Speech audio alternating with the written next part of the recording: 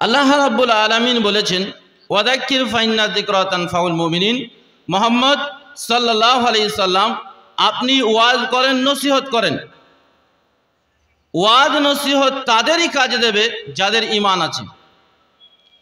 ওয়াজ নসিহত ঈমানদারদের উপকার দেবে। যদি আপনার ঈমান থাকে, যদি আপনার বিশ্বাস থাকে, যদি আপনি কোরআন হাদিসকে মানেন, অবশ্যই কোরআন হাদিস শুনলে ঈমান বৃদ্ধি হবে। এটাই ঠিক কথা, এটাই হচ্ছে বাস্তব, এটাই হচ্ছে আপনার অন্তরে শান্তি পাবে, এটাই হচ্ছে ঠিক কথা। কিন্তু যদি অন্তরের ভিতরে জাহালাত, অজ্ঞতা, গোঁড়ামি থাকে, হিদায়াত পাওয়াটা খুব কঠিন।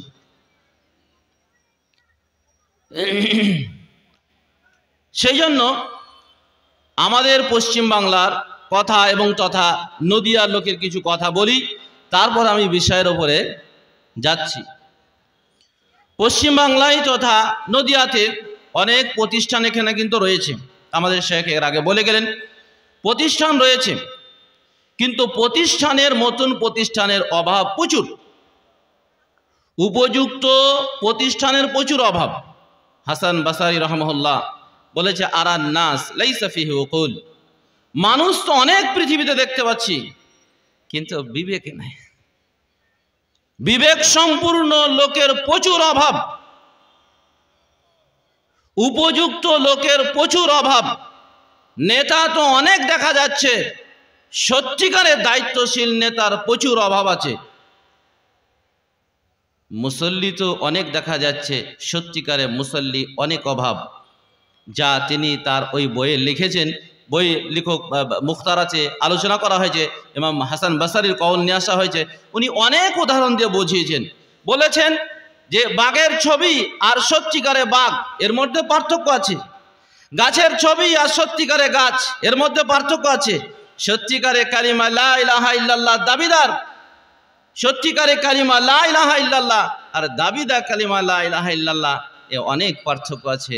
হাদিস এবং কোরআন পড়ার পরে যেটুকুন আমি জানি, তাতে যা বুঝেছি, সবচেয়ে ভারতবর্ষের বুকে যে সমস্ত রাজ্যগুলো আমি দেখেছি, তার মধ্যে বাঙালিরা যেটা পছন্দ করে সেটা হচ্ছে অ্যাড বেশি পছন্দ করে, এবং তারা তাদের কাছে লেভেলের মাপকাঠি খুব সমস্যাজনক। কি হয়েছে? লেভেলের মাপকাঠি খুব সমস্যাজনক। তারা কিছুটা নীতিতে বিশ্বাস করে, কিছুটা নীতিতে বিশ্বাস করে। নীতির বাইরে তাদের যে নীতি আছে, এই বাইরে গেলেই সে যত ভালো কাজই হোক না কেন গ্রহণ করতে চায় না। এই চিন্তা চেতনা দূর করতে হবে, বিশেষ করে নদিয়ার লোকের। এই চিন্তা চেতনা যদি দূর না করা হয়, হক কবুল করতে গিয়ে, গ্রহণ করতে গিয়ে বাধা আসবে। এদের একটা সার্কেল আছে, এই সার্কেলের বাইরে কেউ যদি ভালো কাজ যতই করুক না কেন, ভালো কাজ যতই হাদিস কোরআন মোতাবেক হোক কেন, তার কথা শুনতে চায় না। বেশিরভাগ যেটা লক্ষ্য করছে, হাসান বাসারি যেটা বলেছেন, সেটা হচ্ছে দাবিদার কালিমা লা ইলাহা ইল্লাল্লাহ আর সত্যিকারের কালিমা লা ইলাহা ইল্লাল্লাহ, এর মধ্যে অনেক ফারাক রয়েছে। অ্যাড তো প্রচুর আছে, অ্যাড প্রচুর আছে। এর অ্যাডেই পৃথিবী চলছে, কিন্তু অ্যাডেই পৃথিবী চলছে, আর এর পিছনে শুধু ধোঁকা আর ধোঁকা। তা থেকে কোনো জায়গাতে খালি নেই। কিবা বলেন মাদ্রাসা, কিবা বলেন মসজিদ, কিবা বলে প্রতিষ্ঠান, কিবা বলেন ধর্মীয় যত জায়গা আছে, সব জায়গাতে একটা মুসলিমদের মানে অস্থিরতায় ভরপুর হয়ে আছে। কারণটা কি? উপযুক্ত লোকের প্রচুর অভাব, উপযুক্ত লোকের প্রচুর অভাব। যা মাদ্রাসাগুলোর পরিস্থিতি দেখছি, 2010 থেকে পড়াচ্ছি, তাতে আস্তে আস্তে যা পরিস্থিতি দেখছি, বাঙালিরা যেটা পছন্দ করে সেটা হচ্ছে খুব চাকচিক্য করে যে বলতে পারে, খুব সুরসার করে যে বলতে পারে। আর এই এলাকায় তো প্রচুর মাদ্রাসা। মুর্শিদাবাদের দিন কাজ করছিলাম, এই এলাকায় এখন কাজ করছি খুদপলাশী মাদ্রাসায়। এই এলাকায় তো মাদ্রাসা শেষ নেই। আল্লাহর কসম করে বলছি, মাদ্রাসায় পড়ানোর আলেম নেই। শেখকে জিজ্ঞাসা করবে, এক একটা মাদ্রাসায় 20টা 20টা করে উস্তাদ, কিন্তু বই তো সব আরবি, বই সব আরবি। অর্ধেক যদি শিক্ষক সব বই না পড়াতে পারে, তার প্রতিষ্ঠান গড়া খুব কঠিন। সব বই যদি কি করে সব বই যদি পড়াতে না পারে তাহলে দাওরা লেভেলের মাদ্রাসা, ইউনিভার্সিটি লেভেলের মাদ্রাসা এ চালানো খুবই কঠিন। ছাত্র যাবে ডানে যাবে বামে। আর সালাফি সাহেব তো বললেন, যা খুব ছাত্রদের কাছ থেকে যেটা দেখতে পেয়েছি সেটা হচ্ছে উদ্দেশ্য খারাপ। বেশিরভাগ গার্জেনের উদ্দেশ্য খারাপ, বলছে যা হবে হবে, যাক কিছু পড়াশোনা করে বক্তব্য আর এইসব মসজিদ করবি। আমাদের এই শেখ ইনি গিয়েছিলেন আমাদের চাঁদ ঘরে। এর আগে একজন বক্তা ছিল, খুব সুরসার দিতে পারে, মেলায় লোক ছিল। তারপরে শেখ যখন শুধু হাদিস আর কোরআন বলতে লাগলেন, তখন লোক আস্তে আস্তে আস্তে আস্তে সব কাটতে লাগলো। কারণ বাঙালিদের কাছে যেটা পছন্দ হয় সেটা হচ্ছে এক, চাকচিক্য করে বলতে হবে, ভুলভাল বলতে হবে, পড়া ছাড়াই বলতে হবে, উপযুক্ত নিজের মতন ব্যাখ্যা দিতে হবে, এটা বাঙালিরা পছন্দ করে। যা উর্দু ভাষীদের কাছে আমি বেশ কিছুদিন থেকে দেখেছি, বাঙালিদের মতন এত তারা জালসা করে না। আলহামদুলিল্লাহ, সবচেয়ে ভারতবর্ষের মধ্যে যারা দিনের খিদমত করেছে তারা হচ্ছে উর্দু ভাষীরা। সবচেয়ে যারা ভারতবর্ষে দিনের খিদমত করেছে তারা হচ্ছে উর্দু ভাষীরা। বাঙালিরা সেরকম বিশেষ কিছু খিদমত করতে পারেনি। খুব দুঃখ লাগে মৌলানা আলিমউদ্দিন সাহেবের ব্যাপারে। ওনার যখন বইটা পড়লাম আল ইলম ওয়াল উলামা, এত দুঃখ লেগেছে, আমার চোখ দিয়ে তো পানি চলে এসেছিল। যে এত বড় আলেম, এত বড় জ্ঞানী, নদিয়ার লোক তাকে কদর করতে পারেনি, নদিয়ার লোক তাকে সম্মান করতে পারেনি, এমনকি গ্রামের লোক সম্মান করেনি, গ্রাম থেকে চলে গেছে বাংলাদেশ। খুবই দুঃখ লেগেছে। যদি আলেমদের কদর না করেন তা দিন শিখবেন কার কাছ থেকে? ভালো আলেমদের যদি কদর না করেন তো দিন শিখবেন কার কাছে? ইবারত পড়তে পারে না, আর ইন্টারন্যাশনাল বক্তা হচ্ছে পশ্চিমবাংলার সবচেয়ে বড় মুফতি, আর লোক জানে যে আসলে খুব বড় আলেম। ইবারত পড়তে পারবে না, আরবি পড়তে পারবে না, হাদিস কোরআন তো আরবিতে আছে। যদি এরকম শেখদের মতন আরও বড় বড় যে সমস্ত আলেম তাদের যদি গুরুত্ব না দেওয়া হয়, তাহলে যে জিনিসের গুরুত্ব থাকে না সে জিনিস আস্তে আস্তে মিটে যাবে, এটাই হচ্ছে স্বাভাবিক কথা। যে জিনিস গুরুত্ব দেওয়া হয় না সেটা আস্তে আস্তে মিটে যাবে, এটাই হচ্ছে স্বাভাবিক কথা। যদি কোরআন হাদিসের গুরুত্ব না দেওয়া হয়, যদি ভালো আলেমদের গুরুত্ব না দেওয়া হয়, তাহলে ভালো আলেম আস্তে আস্তে চলে যাবে, থাকবে না, যেটা আল্লাহ রসুল সাল্লাল্লাহু আলাইহি সাল্লাম বলেছেন। সেই জন্য মাদ্রাসা তো বহু হচ্ছে, কিন্তু উপযুক্ত লোকের অভাব আছে, প্রচুর অভাব। অভাবটা মিটাবে কি করে? সহিহ মুসলিমে মুকাদ্দামাতে হাদিসটা এসেছে, ওখানে সানাদান জয়ীফ, কিন্তু অন্য জায়গায় হাদিসটা হাসান পর্যায়ে রয়েছে। আলবানি এবং শুআইব আরনাউত হাদিসটাকে হাসান পর্যায়ে বলেছেন। শব্দ সেখানে একটু আলাদাভাবে এসেছে। আমি এই মুসলিম শরীফের মুকাদ্দামার শব্দটাই বলছি, আনজিলিন নাস মানাজিলাহুম, যে যার উপযুক্ত তাকে সেই জায়গায় তাকে দেওয়া হোক। কেউ যে যার উপযুক্ত তাকে সেই জায়গায় দেওয়া হোক, তবে প্রতিষ্ঠান গড়বে। শুধু গণনাতে মাথা গুনলে হবে না, উপযুক্ত লোকের প্রচুর অভাব আছে।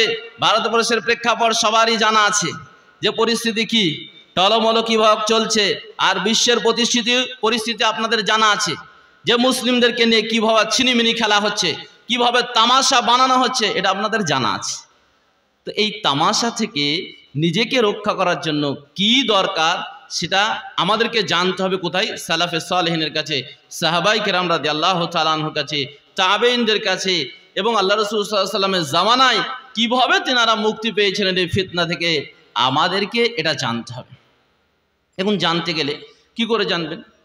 ওই সমস্যার সমাধান মুহাম্মদ সাল্লাল্লাহু আলাইহি ওয়াসাল্লাম যখন প্রথম দিকে আসে, বড় সমস্যা, এত সমস্যা, এতই সমস্যা, আম্মার ইবনে ইয়াসার রাদিয়াল্লাহু তাআলা আনহু তার পিতামাতাকে রাসূলুল্লাহ সাল্লাল্লাহু আলাইহি ওয়াসাল্লামের সামনে এভাবে করে উঠে বেঁধে একবার চিরে ফেলে দেওয়া হচ্ছে, তার মাকে বল্লম ভরে মেরে দেওয়া হচ্ছে, কিন্তু মুহাম্মদ সাল্লাল্লাহু আলাইহি ওয়াসাল্লামের কিছু বলার মতো পরিস্থিতি নেই।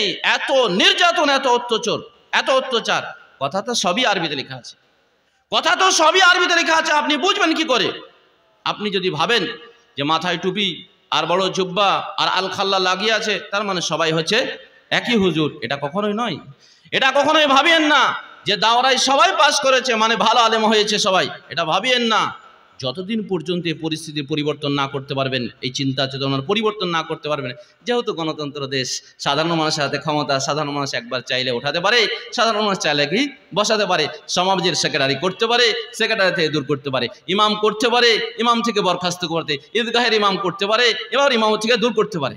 আরে সব কিছুতেই চলে গিয়েছে গণতন্ত্র, এমনকি মাদ্রাসাতেও রাজনীতি হিসাবে সব কিছুই নির্বাচন করা হচ্ছে। আর দিনের সেবা হয়? দিনের সেবা হবে কি করে? যে যা জানে না, আমাদের নদিয়ার লোক বলে যে যার কাজ যে করে না তার গোষ্ঠী ভাত ভাত করে। বলেন কি বলেন না আপনারা? যার কাজ যে করে না তার গোষ্ঠী ভাত ভাত করে। আমাদের শেখ আব্দুল্লাহ সালাফি সাহেব, উনি কয়েক বছর আগে এই এলাকায় একটা মাদ্রাসা এসেছিলেন। তো সেক্রেটারি সভাপতিকে বললেন, অনেক কথা বললেন আর পরামর্শ কিছু দিলেন। আর বলছেন, সেক্রেটারি সভাপতিকে বললেন যে যদি মৌলবীরা যদি আরবিতে গালি দেয় তো আপনারা তো বুঝতে পারবেন না, আপনারা কেন দায়িত্ব নিয়েছেন? মৌলবীরা যদি আরবিতে গালি দেয় অথবা গান করে আপনারা তো বুঝতে পারবেন না, আপনারা কেন দায়িত্ব নিয়েছেন? আল্লাহ হেফাজত করুক চাঁদ ঘরের লোককে। আরো এত জটিল জায়গা, এত ফিতনার জায়গা, ইসলামের কথা বসলে বিদ্বেষে ভরে যায়।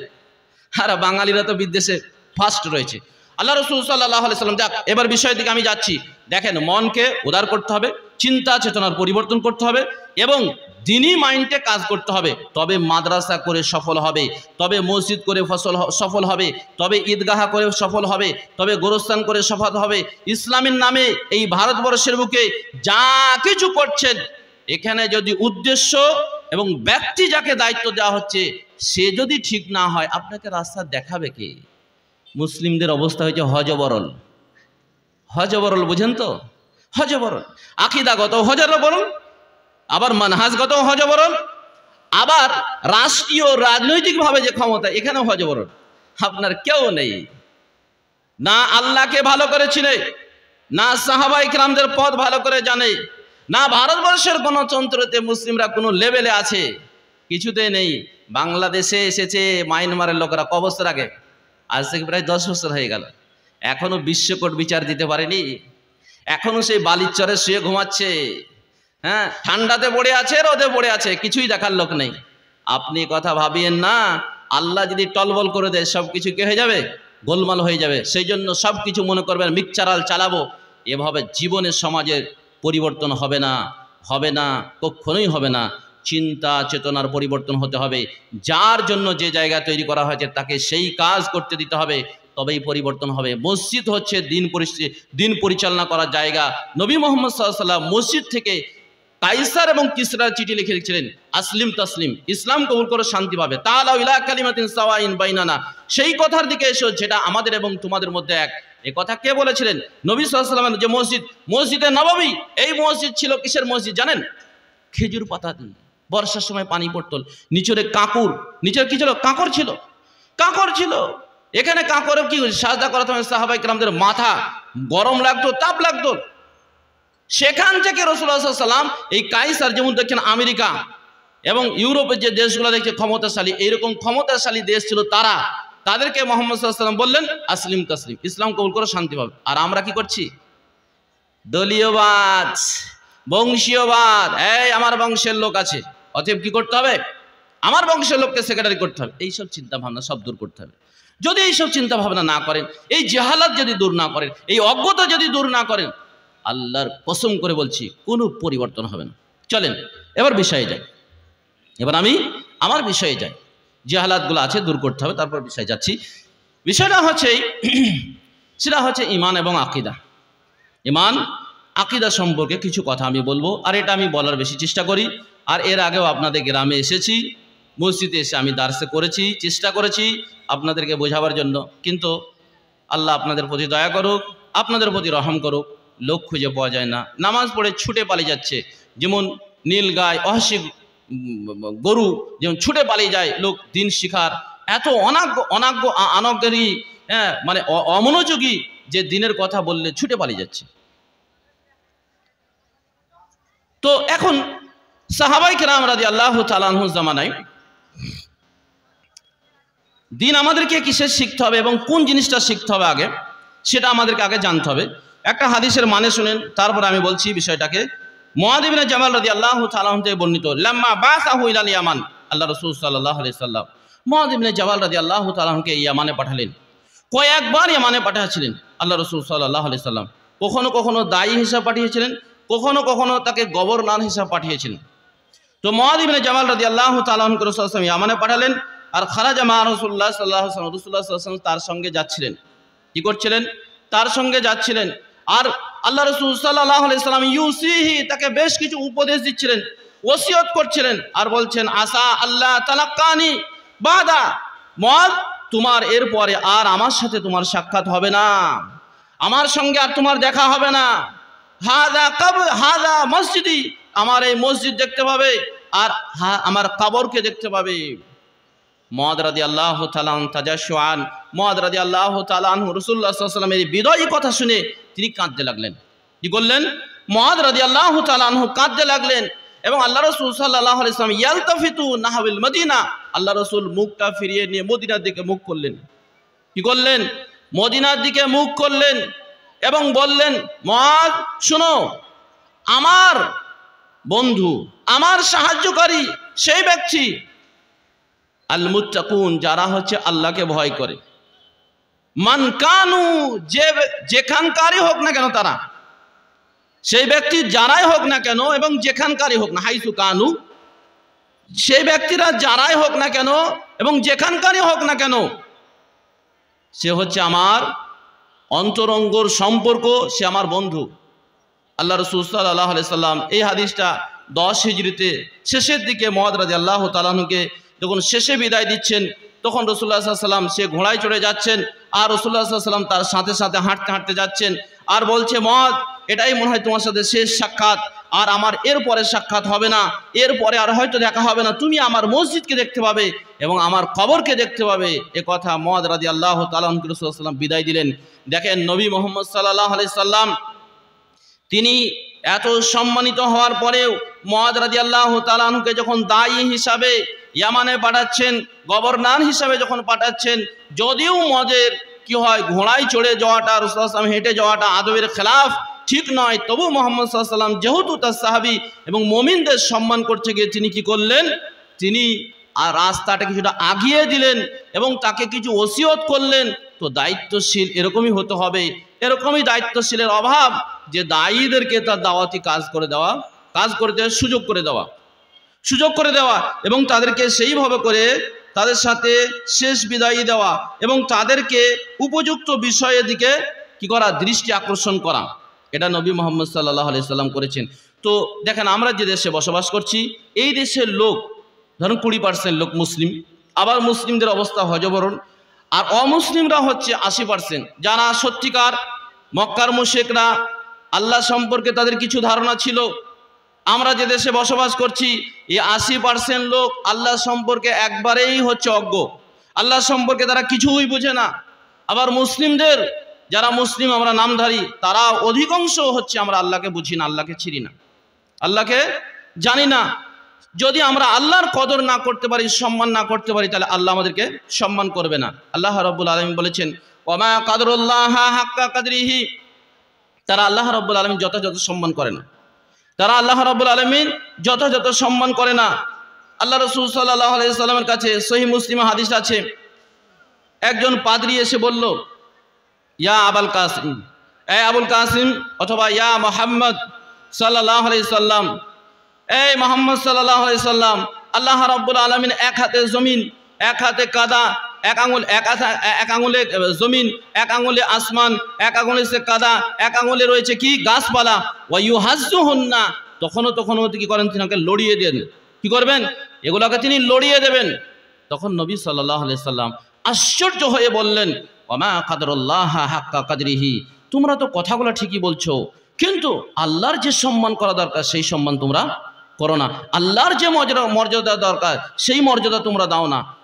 আমরাও তাই, আল্লাহর যে সম্মান করা দরকার সেই সম্মান মর্যাদা আমরা দিয়ে থাকি না। আল্লাহকে আমরা তো চিনিই না, আল্লাহকে তো বুঝিই না, আল্লাহকে কি করে বুঝবেন?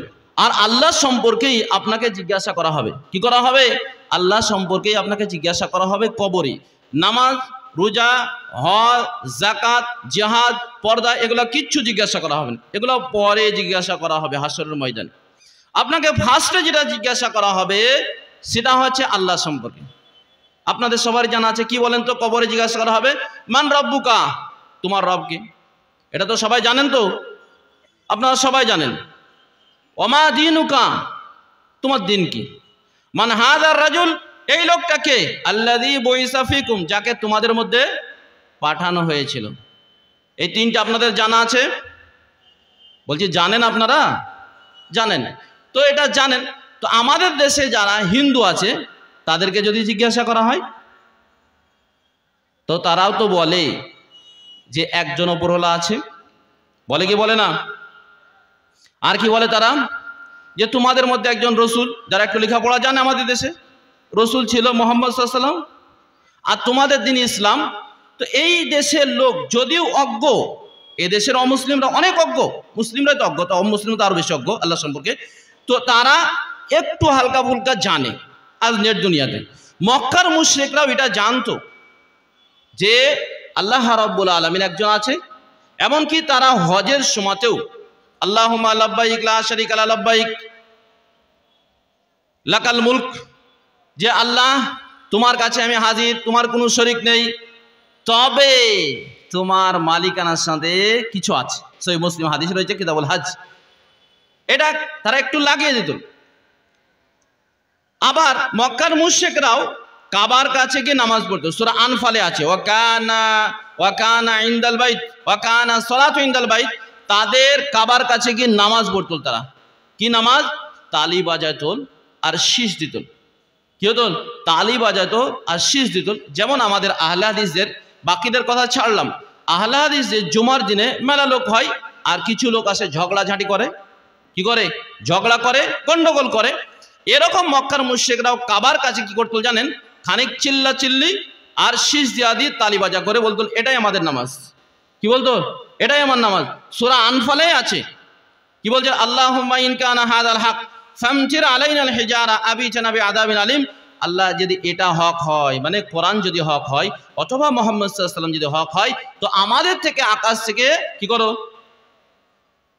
পাথর বর্ষণ করো, অথবা মর্মান্তিক শাস্তি নিয়ে এসো। কিন্তু মুহাম্মদ সাল্লাল্লাহু আলাইহি ওয়াসাল্লাম যে দিনের কথা বলছে, এই দিন কবুল করব না। মুহাম্মদ সাল্লাল্লাহু আলাইহি ওয়াসাল্লাম যেভাবে ব্যাখ্যা দিচ্ছেন এভাবে কবুল করব না। কে বলতো? মক্কার মুশরিকরা আবু জেহেলের বক্তব্য, কাবা ঘরের কাছে আবু জেহেল দোয়া করত। সহিহ মুসলিমে কিতাবুল ইমানে হাদিসটা রয়েছে এই আয়াতের ব্যাখ্যাতে, এবং কিতাবুল ইমানে ইমাম মুসলিম এই হাদিস নিয়ে এসেছেন যে তারা কাবার কাছে গিয়ে হাত তুলে আল্লাহর কাছে দোয়া করত। তো আবু জেহেল জান্নাতে যাবে? হাজি, আবু জেহেল কি জান্নাতে যাবে? না, জান্নাতে তো যাবে না, চিরদিন জাহান্নামে থাকবে। সে তো আল্লাহকে মানতো, বলছে সে তো আল্লাহর কাছে দোয়া করত। তো তারপরেও কেন মুহাম্মদ সাল্লাল্লাহু আলাইহি ওয়াসাল্লাম সংঘর্ষ হচ্ছে? তারপরেও কেন মুহাম্মদ সাল্লাল্লাহু আলাইহি ওয়াসাল্লাম লড়াই হচ্ছে? তারপরেও কেন মুহাম্মদ সাল্লাল্লাহু আলাইহি ওয়াসাল্লামকে দেশ থেকে বাহির করে দিচ্ছে? তারপরেও কেন তায়েফের লোকেরা কি করছে? রক্তারক্ত করে দিচ্ছে মুহাম্মদ সাল্লাল্লাহু আলাইহি ওয়াসাল্লামকে। এটাই বুঝার বিষয়, এটাই বুঝার বিষয়। এই বুঝটা যদি আমরা না বুঝতে পারি, তাহলে আমরা আল্লাহর নৈকট্য লাভ করতে পারবো না, এবং আমাদের আকীদা শুদ্ধ হবে না।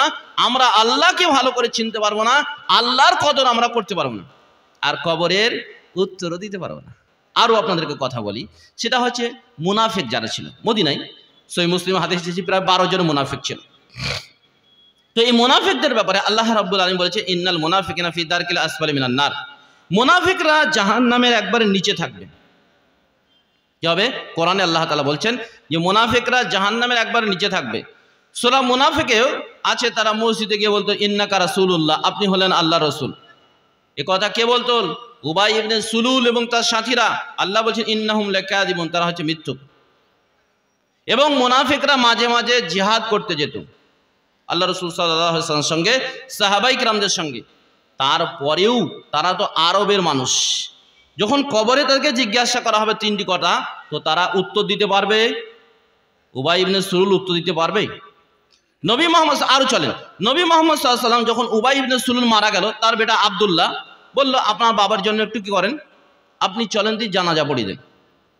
এবং কি রাসূলুল্লাহ সাল্লাল্লাহু আলাইহি ওয়াসাল্লাম আরো কি করলেন? দয়া করলেন যে তাকে তার রাসূলুল্লাহ সাল্লাল্লাহু আলাইহি ওয়াসাল্লামের জামাটা দিয়ে কাফন দিয়ে দিলেন, এবং রাসূলুল্লাহ সাল্লাল্লাহু আলাইহি ওয়াসাল্লাম তার মুখে লালা, মুবারক লালা তার পুরো শরীরে লাগিয়ে দিলেন। আর ওমর রাদিয়াল্লাহু তাআলা রাসূলুল্লাহ সাল্লাল্লাহু আলাইহি ওয়াসাল্লামকে পিছন থেকে টানছিলেন, বললেন আপনি কেন মুনাফিকদের জানাজা পড়বেন? তো রাসূলুল্লাহ সাল্লাল্লাহু আলাইহি ওয়াসাল্লাম বললেন যে আল্লাহ রাব্বুল আলামিন আমাকে ইখতিয়ার দিয়েছেন। আল্লাহ 2 জায়গাতে বলেছেন, সূরা মুনাফিকে এবং সূরা তওবাতে, মুহাম্মদ তুমি যদি তাদের জন্য 70 বার মাফ চাও, আমি তাদেরকে কখনোই মাফ করব না। আল্লাহ রাসূল সাল্লাল্লাহু আলাইহি ওয়াসাল্লাম যখন জানাজা পড়ে বাড়ি আসছিলেন তখন কি করলেন? আল্লাহ রাব্বুল আলামিন সূরা তাওবায় আয়াত অবতীর্ণ করলেন যে তাদের কখনোই আপনি আর কারো জানাজা পড়বেন না। এবার পুরোপুরি নিষেধ হয়ে গেল। দেখেন, এরাও আল্লাহকে অস্বীকার করেনি, আল্লাহকে অমান্য করেনি, আল্লাহকে মানতে হবে এটা অবশ্যই তারা মানত, কিন্তু একনিষ্ঠভাবে আল্লাহরই দাসত্ব হবে এটা তারা মানতে পারে। একনিষ্ঠভাবে আল্লাহরই দাসত্ব হবে সর্বক্ষেত্রে এটা মানতে পারেনি। এই জন্যই তারা জান্নাত আর জাহান্নামে যাবে, নইলে জান্নাত আর জাহান্নামে যাবে। আরও চলেন, তারপর আমি ব্যাখ্যায় আরও যাচ্ছি। সূরা হাদীদে রয়েছে, সূরা হাদীদে 11, 12, 13, 14 নম্বর আয়াত পর্যন্ত রয়েছে, আপনারা পড়ে নেবেন, বুঝতে পারবেন। আল্লাহ রাসূল সাল্লাল্লাহু আলাইহি সাল্লামকে আল্লাহ রাব্বুল আলামিন বলছেন, মুহাম্মদ সাল্লাল্লাহু আলাইহি সাল্লাম আপনি লক্ষ্য করবেন, ইয়াউমা তারাল মুমিনিনা ওয়াল মুমিনাতি ইয়াসআদুরহুম বাইনা আইদিহিম, মুমিনদের ডান দিকে আর সামনে নূর থাকবে। কি থাকবে? আলো থাকবে। কোথায়? হাসরের ময়দানে। সহিহ বুখারীতে হাদিস রয়েছে, হাসরের ময়দানে আল্লাহ রাব্বুল আলামিন বলেন, মাইয়া আবুদুশ শামস, যে সূর্যর দাসত্ব করত, সূর্যর ইবাদত করত, সূর্যর পূজা করত, সে সূর্যের সাথে চলে যাক। যে চাঁদের করত, সে চাঁদের সাথে চলে। যে যার ইবাদত করত, সবাই চলে যাওয়া, আপন আপন সবাই চলে যাবে। শুধু মুনাফিকরা থাকবে আর মুমিনরা থাকবে। মুমিনদের সাথে মুনাফিকরা থাকবে। কেন থাকবে? যে মুনাফিকরা যেহেতু মুমিনদের সাথে বসবাস করত একই সমাজে, আল্লাহ রাব্বুল আলামিন তাদেরকেও একটু নূর বা আলো দেবে। ভালো করে শুনবেন, বুঝবেন, তাদেরকেও একটু আলো দেবে। এবার সমস্ত মানুষকে জান্নাতে যেতে গেলে পুল সিরাতের পুল পার হতে হবে, একটা পুল পার হতে হবে। সেখানে যখন তারা যাবে কি হবে? সেখানে যখন যারা যাবে তখন তাদের এই আলো শেষ হয়ে যাবে, এই লাইট কি হবে? শেষ হয়ে যাবে। তখন তাদেরকে বলবে, তারা বলবে যে আমাদেরকে একটু আলো দেখাও না, আমাদেরকে একটু আলো দেখাও না। তখন মুমিনরা বলবে, কিলার জিউ, তোমরা পিছনে ফিরে যাও, মিওয়ারাইকুম, তোমাদের পিছনে ফিরে যাও, ফালতামিসুন নূর, সেখানে তোমরা আলো সংগ্রহ করো তোমাদের পিছনে। যখনই তারা পিছন ঘুরে তাকাবে তখন তাদের মধ্যে আর মুমিনদের মধ্যে একটা দেওয়াল পড়ে যাবে। কিবালাহুম রহমা, ভিতরে থাকবে রহমত আর বাইরে থাকবে আযাব। তখন তারা জোরে জোরে চিল্লি বলবে, আলাম নাকুম মাকুম, আমরা কি তোমাদের সাথে ছিলাম না? তোমাদের সাথে বসবাস করতাম না, তোমাদের সাথে সমাজ করতাম না, তোমাদের সাথে ফিতরা দিতাম না, তোমাদের সাথে যাকাত দিতাম না, তোমাদের সাথে রাজনীতি করতাম না, আরে তোমাদের সাথে বিটাবিটির বিয়েও তো দিয়েছি, অনেক তো সম্পর্ক করছি, একটু আলো দেখাও, একটু আমাদেরকে আলো দেখাও। তখন বলবে মুমিনরা, উত্তরে বলবে, দেখো তোমরা সন্দেহ করতে, সন্দিহান ছিলে তোমরা যে পরকাল আছে কিনা, মরণের পরে জীবন আছে কিনা, জাহান্নাম আছে কিনা, এই যে সন্দেহ তোমাদের মধ্যে ছিল এবং তোমরা অপেক্ষা করছিলে, ইন্তজার করছিলে, এবং তোমাদেরকে অলিক দুনিয়াবি কেউ দুনিয়াবি চাকচিক্য তোমাদেরকে গ্রাস করে নিয়েছিল, দুনিয়াবি চাকচিক্য তোমাদেরকে গ্রাস করে নিয়েছিল। তোমরা সেই গ্রাসকে এবং ধোঁকা দেনেওয়ালা তোমাদেরকে ধোঁকা দিয়েছিল, আর এই ধোঁকায় পড়ে দুনিয়ার লোভে পড়ে তোমরা আল্লাহকে প্রতি সন্দেহ করেছিলে। দেখেন, পরীক্ষার সময় টিকে থাকা খুব কঠিন। স্বাভাবিক অবস্থাতে অনেকেই লেভেল লাগাতে পারে, পরীক্ষার সময় টিকে থাকা খুব কঠিন। এখন সারা পৃথিবীতে অত্যাচার চলছে, এমনকি ভারত সহ, তখন এই পর্যায়ে মুসলিমরা ইমানের ওপরে টিকে থাকাটা খুব কঠিন। কি হবে? টিকে থাকাটা খুবই কঠিন, কারণ মুসলিমরা তো বলছে আল্লাহ সবচেয়ে ভালো, মুমিনরা আল্লাহর কাছে সবচেয়ে প্রিয়, আবার এরাই মার খাচ্ছে। এটা তো মানে যুক্তির দিক দিয়ে তো মনে হচ্ছে ঠিক হচ্ছে না, মনে হচ্ছে যুক্তির দিক দিয়ে কেমন কেমন মনে হচ্ছে, এরকম একটা মনে হচ্ছে সবারই কাছে। তো এই জায়গাতে ঈমান নিয়ে টিকে থাকাটা খুব কঠিন, এটাই হচ্ছে পরীক্ষা, আর এটাই বুঝতে না পারার কারণেই সমস্যাটা। চলেন, এখন কবরে 3টি প্রশ্ন করা হবে। মান রব্বুকা, কি হবে? তোমার রবকে। কি বলা হবে? তোমার রবকে। রব হতে গেলে কি লাগে জানেন? ভালো করে সবাই মন দিয়ে শুনবেন, ভালো করে মন দিয়ে শুনবেন। বোঝার জিনিস আর জায়গা দেওয়ার জিনিস আর ভালোবাসার জিনিস, তবে উত্তর দিতে পারবে। শুধু জানা থাকলে উত্তর দেওয়া যাবে না, সেই জন্য জানতে হবে, বুঝতে হবে, ভালোবাসা থাকতে হবে, ইতাআত থাকতে হবে, মহব্বত থাকতে হবে, সন্তুষ্ট থাকতে হবে। এই 6টি শর্ত রয়েছে। এই শর্ত পূরণ করলে তবেই কবরে উত্তর দিতে পারবে, নইলে উত্তর দিতে পারবে না। এখন প্রথম জিজ্ঞাসা করা হবে, মান রব্বুকা, তোমার রবকে। এ তো সবারই মুখস্থ আছে, মক্কার মুনাফিকদের মুখস্থ ছিল, তো তারা উত্তর দিতে পারবে না। তো যারা মুমিন তারা কি বলবে? রব বলা হয়, রব্বাবা ইউরাব্বিবু তারবিবান, রব বলা হয় যে সৃষ্টি করার পরে তার সমস্ত প্রয়োজন মিটিয়ে দিয়ে থাকে, তাকে আরবিতে রব বলা হয়। যেমন মুসা আলাইহিস সালাম এবং হারুন আলাইহিস সালাম যখন ফিরআউনের কাছে দাওয়াত নিয়ে গিয়েছিলেন, তখন তিনি বলেছিলেন যে আমি রব্বুল আলামিনের পক্ষ থেকে রাসূল হিসাবে এসেছি। তখন ফিরআউন কি বলছে, দেখো কি বলছিল জানেন?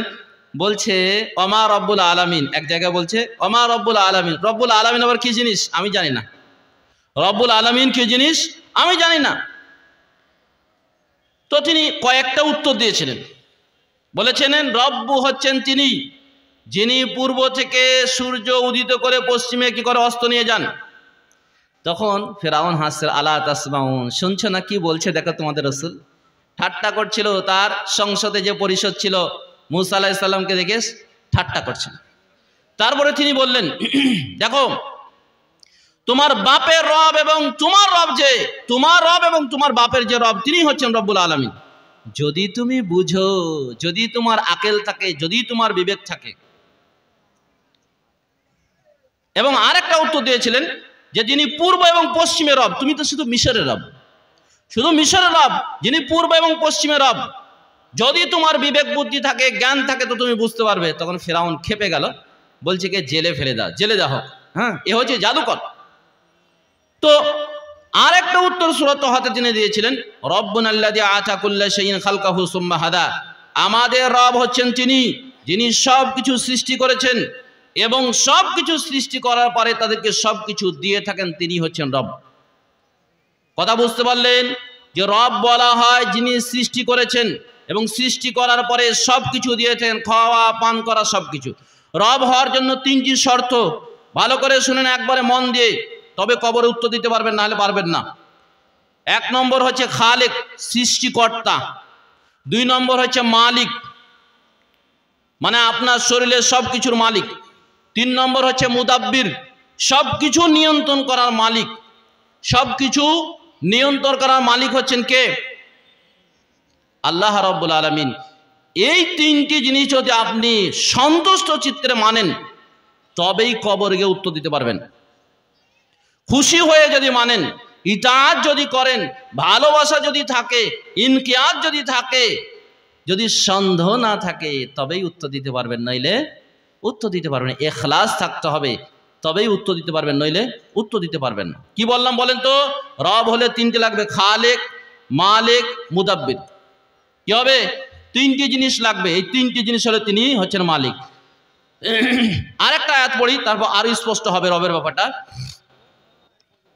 মুহাম্মদ সাল্লাল্লাহু আলাইহি সাল্লাম মক্কা ফাতার দিনে একটা আয়াত পড়ছিলেন, সূরা তৌবাতে 31 এবং 34 নম্বর আয়াতে রয়েছে, ইত্তাখাযুন নাস রাহবারাহুম ওয়া রুহবানান আরবাবান, যে কিছু লোক তাদের রাহেব এবং রুহবানদেরকে রব হিসেবে গ্রহণ করেছে। তো সেই সময়তে একটা লোক ইসলাম কবুল করেছিল, তার নাম হচ্ছে আদি ইবনে হাতিম। আর তার গলায় যে তখন কুরুশ ঝুলানো ছিল। তো তিনি বললেন, আল্লাহ রাসূল, আমরা তো আমাদের ধর্মগুরু এবং ধর্মভীরুদেরকে রব বলে তো মানি না। তো রাসূল সাল্লাল্লাহু আলাইহি ওয়াসাল্লাম বললেন, দেখো তারা যেটাকে হালাল বলে সেটা তোমরা হালাল বলে মানো না, তারা যেটাকে হারাম বলে সেটা হারাম বলে মানো না? বলে হ্যাঁ মানি। আরও ব্যাখ্যা করে শুনেন, আল্লাহ যেটাকে হারাম করেছে তারা যদি হালাল করে সেটা তোমরা হালাল বলে মানো না? আল্লাহ যেটাকে হারাম করেছে সেটা যদি হালাল করে তাহলে হারাম বলে তোমরা মানো না? বলে হ্যাঁ মানি। ওরকম ভাবে এর বিপরীতটাও তাই, বলে হ্যাঁ মানি। দেখেন, তখন রাসূলুল্লাহ সাল্লাল্লাহু আলাইহি ওয়াসাল্লাম বললেন, এটার নামই হচ্ছে রব বলে মেনে নাও।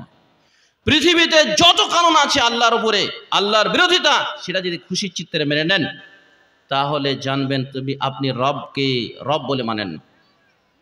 পৃথিবীতে যত আইন আছে, সেটা যে রাজার হোক, প্রজার হোক, সারা পৃথিবীর মানুষ যদি একত্রিত হয়ে বানিয়ে থাকে, তবু সেই আইন সেই বিধান যেটা কোরআন হাদিসের বিরুদ্ধে যায় সেটা যদি খুশি চিত্রে মানেন তো আপনি কোনোদিন কবরে উত্তর দিতে পারবেন না। কি হবে? কবরে উত্তর দিতে পারবেন না। দুই নম্বর হচ্ছে অমা দিনুকা, তোমার দিন কি? দিনের মানে যেটা করেছে বাংলা বইগুলো সেটা হচ্ছে ধর্ম। কি মানে? দিনের মানে বাংলা বই করেছে ধর্ম। এই ধর্ম মানেটা দিন হিসাবে কোনো ক্ষেত্রে আসে, দিনের মানেটা ধর্ম সম্পূর্ণ ঠিক নাই।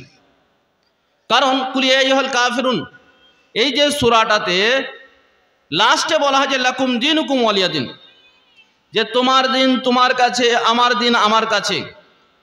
এটা রাজনৈতিক লোকেরা পেশ করে আর বলে যে তুমি তোমার দিন করবা মসজিদে এবং মাদ্রাসাতে, আর আমি আমার দিন করব, রাজনীতি একসাথে করবো, তো সমস্যা কোথায়? এবং মুসলিমরা, আমি দেখেছি বাস্তবে ছোটতে চাঁদ ঘরের লোকের অবস্থা, এত খুশি হয় সন্তান জন্ম লাভ করলেও অত খুশি হয় না, খুব খুশি হয়। আসলে দিনের চারটি অর্থ আছে। কি আছে? চারটি অর্থ প্রকাশ করে। তার মধ্যে এখানে যেটা এই আয়াত বা এই সূরা অবতীর্ণ হওয়ার কারণে কি জানেন? মক্কার মুশরিকরা বলেছিল যে মোহাম্মদ তুমি কি করো, তোমার দেবতা যারা আছে, তোমার যে আল্লাহ আছে, আল্লাহর কিছুদিন আমরা ইবাদত করব, আর আমাদের যারা আছে তাদের কিছুদিন করো। আর আল্লাহ তখন মোহাম্মদ সাল্লাল্লাহু আলাইহি ওয়াসাল্লামকে বললেন যে বলে দাও, কুলি ইয়া আইয়ুহাল কাফিরুন, হ্যাঁ মোহাম্মদ তুমি তাকে জানিয়ে দাও, ঘোষণা দাও, এই কাফের লোকেরা, এই আল্লাহ বিরোধী মানুষরা, লা আবুদু মা তা'বুদুন, আমি তার দাসত্ব করিনি, তোমরা যার দাসত্ব করো। আমি যার দাসত্বকারী, তোমরা তার দাসত্ব করো না। একই কথা ৩-৪ বার ঘুরি এসেছে। লাস্টে আল্লাহ রাসূল সাল্লাল্লাহু আলাইহি ওয়াসাল্লাম বললেন লাকুম দীনুকুম ওয়ালিয়া দিন, তোমার কর্মফল তুমি ভোগ করবে, আমার কর্মফল আমি ভোগ করব। না হলে আগেকার আয়াতগুলোর অর্থ সবই তো ব্যর্থ, সবই ভুল। তো এখানে সঠিক অর্থ এটাই হবে, যেটা হচ্ছে তোমার কর্মফল তোমার জন্য, আমার কর্মফল আমার জন্য। হ্যাঁ, অন্য জায়গাতে আর একটা কথা, সময় তোমার শেষ হয়ে গেছে, আর একটা কথা লাস্টে যেটা বলে দিই, সেটা হচ্ছে মান হাদার রাজুল, এই লোকটাকে আল্লাযী বুইসা ফিকুম, যাকে তোমাদের মধ্যে প্রেরণ করা হয়েছিল। এই লোকটাকে যাকে তোমাদের মধ্যে পাঠানো হয়েছিল, লোকটাকে যদি মুমিন হয় তো সব উত্তর দিতে পারবে, বলবে যে আল্লাহ হচ্ছে আমাদের রব এবং দিন হচ্ছে ইসলাম, হচ্ছে আমাদের দিন, এবং মুহাম্মদ সাল্লাল্লাহু আলাইহি ওয়াসাল্লাম হচ্ছে আমাদের রাসূল। তখন তাকে বলা হবে নাম কা নামিল আরুস, তুমি নতুন বরের মতন ঘুমিয়ে যাও। আর আবিল মুনাফিক, আবিল কাফির আল মুনাফিক ওয়া ফি রাওয়ায়াতিন উখরা আবিল মুরতাব, যদি কাফের হয় অথবা মুনাফিক হয় অথবা সন্দিহান হয় তো বলে হা হা লাদ্রি, আমি জানি না, আকুলু মা ইয়াকুলুন নাস, লোকে যা বলতো না আমি তাই বলতাম। তখন দুইজন অন্ধ ফেরেশতা তাকে মারতে শুরু করবে। কি হবে? দুইজন অন্ধ ফেরেশতা তাকে মারতে শুরু করবে। এখানে একটা খুব গুরুত্বপূর্ণ বিষয় আছে, সেটা হচ্ছে সন্দেহান। এই সন্দেহ হচ্ছে একটা বড় অসুখ। এই সন্দেহ যদি দিনের ক্ষেত্রে থাকে তবু সমস্যা, এই সন্দেহ যদি ফ্যামিলি ক্ষেত্রে থাকে তবু সমস্যা, এই সন্দেহ যদি সমাজের ক্ষেত্রে থাকে তবু সমস্যা, এই সন্দেহ যদি রাষ্ট্রীয় ক্ষেত্রে থাকে তবু সমস্যা। মানে সন্দেহ একটা বড় অসুখ, যা কি হবে পরকালে তাকে বড় গ্রেফতার করবে। আল্লাহ রাসূল সাল্লাল্লাহু আলাইহি ওয়াসাল্লাম এক হাদিস বলেছেন, যাকা তামাল ঈমান মান রাদিয়া বিল্লাহি রাব্বান ওয়া বিল ইসলামি দীনা ওয়া বি মুহাম্মাদিন রাসূলুল্লাহ, সেই ব্যক্তি ঈমানের স্বাদ পাবে যে ব্যক্তির ভিতরে কি হবে? 3টি বৈশিষ্ট্য থাকবে। এক নম্বর হচ্ছে আল্লাহকে রব বলে মানবে, 2 নম্বর হচ্ছে দিনকে ইসলামকে দিন হিসাবে মানবে সন্তুষ্ট চিত্রে, আর 3 নম্বর হচ্ছে নবী মুহাম্মদ সাল্লাল্লাহু আলাইহি ওয়াসাল্লামকে রাসূল হিসাবে খুশি হয়ে মেনে নেবে, সেই ব্যক্তি ঈমানের স্বাদ পাবে। সবের স্বাদ আছে, রাজনীতি করার স্বাদ আছে, আবার কি হয় সমাজ চালানোর স্বাদ আছে, নেতৃত্ব হওয়ার স্বাদ আছে, পড়ানোর স্বাদ আছে, পড়ার স্বাদ আছে। যদি স্বাদ না থাকতো তাহলে মানুষ নিজে নিজে এই সমস্ত কাজে ব্যতিব্যস্ত থাকতে পারত না। অতএব ইমানের একটা স্বাদ রয়েছে, সেই স্বাদটা হচ্ছে কি? যদি এই 3টি জিনিসকে খুশির চিত্রে মেনলে তাহলে কি হবে? স্বাদ বা টেস্ট পাবে। যদি এইভাবে আমরা ইমান আকীদা শুদ্ধ করি তবেই কবরে কিন্তু উত্তর দেওয়া যাবে। আর যদি ইমান আকীদা শুদ্ধ না থাকে, সন্দেহ যদি থাকে, তাহলে কবরে গিয়ে উত্তর দিতে পারবে না। বলে হা হা লাদ্রি, আমি জানি না, আকুলু মা ইয়াকুলুন নাস, লোকে যা বলতো তাই আমি বলতাম, আমার জানা নেই। তখন কি হবে? যা অবস্থা তাই আপনারা বিভিন্ন সময় শুনেছেন। আল্লাহর কাছে দোয়া করি যে আল্লাহ রাব্বুল আলামিন তুমি আমাদেরকে আকীদার উপরে কাজ করার তৌফিক দান করো। আল্লাহ যে সমস্ত কথা আমি বললাম সেটা তুমি কবুল করে নাও এবং সঠিকভাবে দাওয়াতি কাজ করা আমাকে তৌফিক দান করো। এবং আল্লাহ রাব্বুল আলামিন আমাদের সবারই শুদ্ধভাবে চলে জীবনযাপন করে আমরা যেন সঠিক আকীদার উপরে যেন মৃত্যুবরণ করতে পারি এবং পরকালে যেন সঠিকভাবে আমরা কবরে উত্তর দিতে পারি। হে রব্বুল আলামিন, তুমি আমাদেরকে এমন একজন দায়িত্বশীল দাও যার পিছনে থেকে আমরা দিন এবং দুনিয়া দুটোই রক্ষা করতে পারি। আসসালামু আলাইকুম ওয়া রাহমাতুল্লাহি ওয়া বারাকাতুহু।